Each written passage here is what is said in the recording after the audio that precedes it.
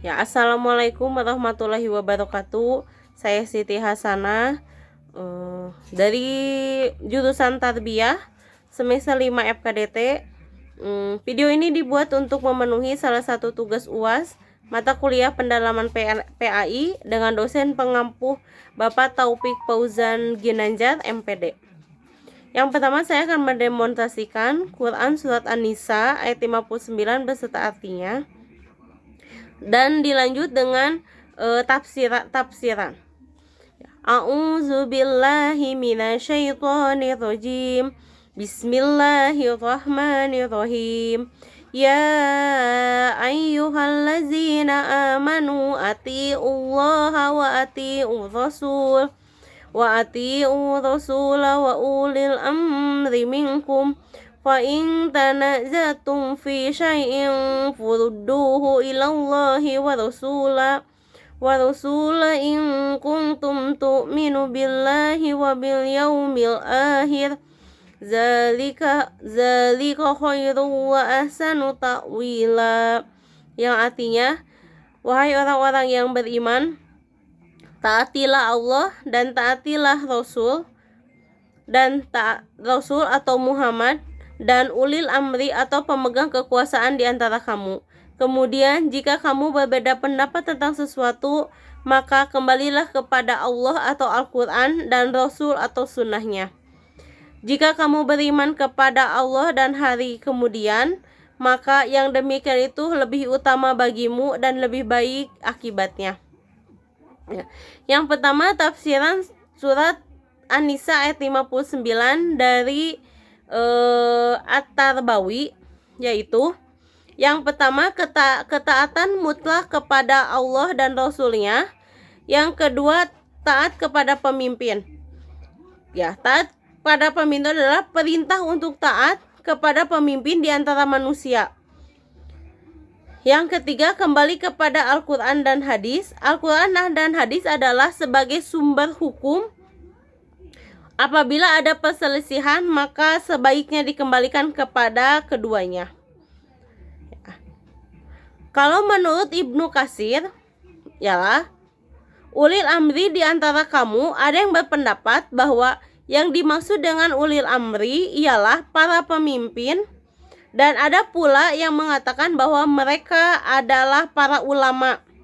Yang jelas, dan Allah lebih mengetahui, ayat itu mencakup setiap ulil amri, baik dari kalangan ulama maupun umaro, dan hadis sahih yang disepakati kesohihannya yang diterima dari Abu Hurairah dan Rasulullah Shallallahu Alaihi Wasallam, bahwa beliau bersabda, yang artinya, barang siapa yang menaatiku maka dia menaati Allah, dan barang siapa mendurhakaiku maka dia durhaka kepada Allah.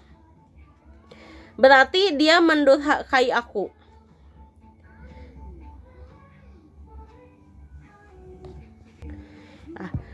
Kalau menurut tafsir Al-Azhar, ayat ini dengan sendirinya menjelaskan bahwa masyarakat atau manusia, dan di sini dikhususkan masyarakat orang yang beriman, mestilah tunduk kepada peraturan yang maha tinggi, ialah peraturan Allah. Inilah yang pertama wajib ditaati. Allah menurunkan peraturan itu dengan mengutus rasul-rasul dan penutup segala. Rasul itu ialah Nabi Muhammad. Rasul membawa undangan-undangan Tuhan yang mentakjubkan di dalam kitab-kitab suci, Taurat, Zabur, Injil, dan Al-Quran. Ya, ketaatan kepada Allah mengenai tiap-tiap diri manusia, walaupun ketika tidak ada hubungan dengan manusia lain. Umat beriman di seluruh terlebih dahulu taat kepada Allah. Sebab apabila dia berbuat baik, bukanlah semata-mata mengharapkan keuntungan duniawi saja.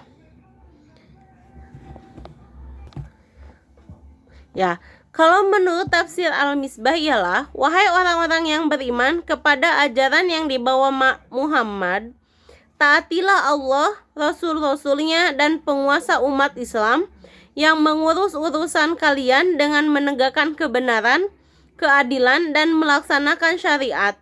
Jika terjadi perselisihan di antara kalian, Kembalilah kepada Al-Quran dan Sunnah Rasulnya agar kalian mengetahui hukumnya.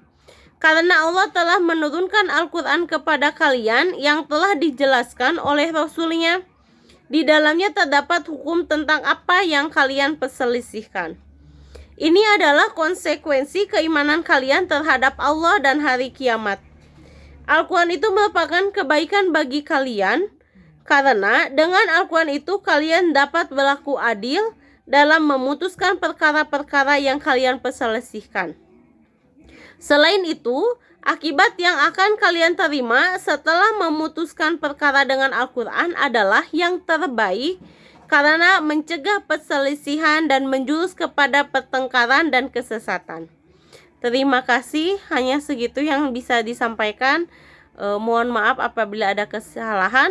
Wabillahi taufiq wal hidayah. Wassalamualaikum warahmatullahi wabarakatuh.